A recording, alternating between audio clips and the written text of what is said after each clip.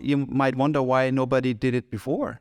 It was discovered already in 93 that RNA can be transfected or RNA can be given in cells or even in mice, and they do an immune response. But then there was nothing happening afterwards. I heard you say on one interview, actually, I think that you gave a lot of interviews in German recently and like millions of views, but I didn't find anything in English. And told me it's the first one in English, which is great. And I saw you, remember, in one you said, I was crazy enough to immunize the mice and to think it could work. Yeah. And then that got you started. Yeah.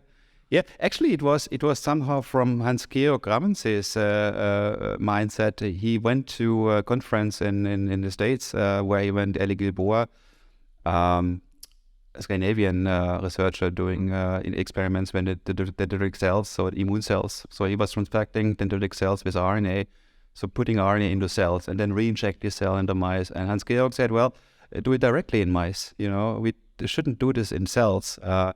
Although we didn't have any research what was going on in the 90s at that time, in 2000, even the in the end of 90s, even the beginning of 90s were far away. So therefore we were thinking, okay, let's do it directly in mice. And this was kind of key experiment or key assay I was doing, that I was using also naked RNA. So I was using ribosome entrapped RNA ribosomes from Günter Jungs from the chemistry department. This was also great synthesis, chemistry and immunology together. And I was also using DNA, as we know everything was done in DNA at that time. And I was using also naked RNA. And this was kind of interesting to see that naked RNA, it worked very well, much better than the encapsulated RNA or even than the DNA plasmid. So I was thinking why it could be like that, RNA was regarded as unstable all the time. Maybe also the reason why there wasn't coming anything behind the scientific studies in the 90s, that everybody was scared about RNA, saying, no, it can't use this. It's not a kind of treatment molecule, can't do anything with RNA. So therefore, maybe I was kind of naive enough to think about, well, let's do it just naked. And then I was seeing this negative control was really highly positive. So then I was jumping on it and say, well, that's great. We can use RNA as a therapeutic molecule for everything, even cancer, viral diseases, bacterial diseases. But nobody really was believing in me. And of course, also the journal where we're publishing was the European Journal of Immunology, not Nature, not Science, Because I guess PhD students. Yeah. But even the potential was not there. I think, okay, this guy is inducing cytotoxic T cells. Okay, that's what should we learn from this? Why we should need this kind of stuff. So this was the real revolution. Maybe I'm not maybe the inventor of RNA-based vaccines, but maybe I was really the guy who was pushing things into kind of commercial aspects. And when just from a date, we're talking like early 2000s. Yes, early 2000. Yes, 2000. Yes, 2000. I think 2002. It was first foundation of CureVac. Incorporation. Yeah. And can you go there? I mean, especially in the 2000. I mean, it's fascinating to look back at it from now. Yeah, it's crazy. Yeah. But even on many topics, but on this topic as well, on incorporating. As a young PhD student, even today, where it's, I think, proportionally probably easier and more common, it's still extremely difficult. Yeah. But at that time, and I can imagine also, let's say, in Germany, where it's a bit more risk-averse in general than compared to the US, probably, I don't know, the labs were from how entrepreneurial they were, but I can imagine that's the environment. So what happened there what happened? What were your mindset to really get into a commercial company?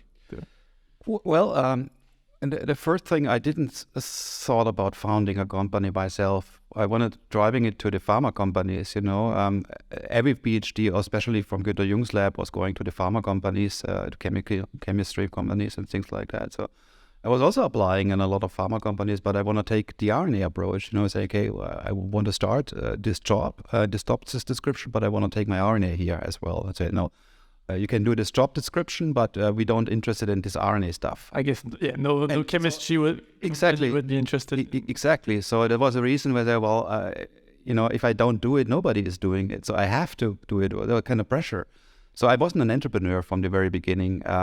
It was just in my head. I can't, and I was doing also an MBA because I was thinking let's even just think about it, whether we can do it by yourself, whether you can fund a company. And so I was doing a MBA in a kind of period for 1.5 years where I did a mini job at a university or in a small company where I get a little money to spend to the MBA, because I was really taking time to think about how it's going on this. And after the MBA, I was quite sure I can do it myself. Okay. Wow, that's good. And so I didn't know the MBA part.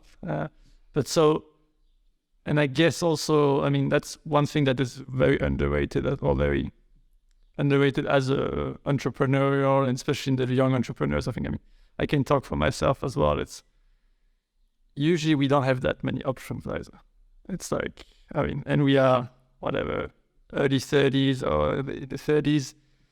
It's not like there's like hundreds of people approaching you to build something and you have like 100 job offers. You have like your project or 1 or 2 options, and usually you also choose what's your best option. I guess for you, once you evaluated the MBA, maybe that was the realization, okay, it's realistic enough, it excites me, it's the best option, let's go for it, basically.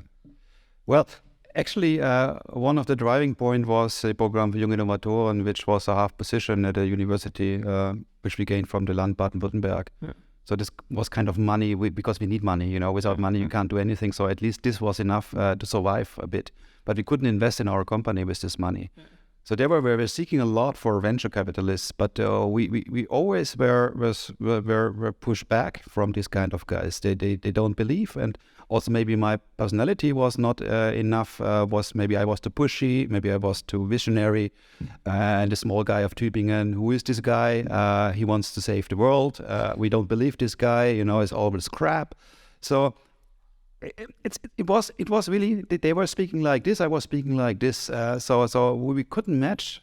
Maybe that's different in the States, I don't know, because we also went to the States afterwards. It was also kind of difficult because everybody thinks in the States is quite easier, but you also need network in the States, And since we don't have any network, this was maybe the main thing, and also nobody was believing in vision at that time. The market crashed so kind of a lot of times, and so everybody was scared.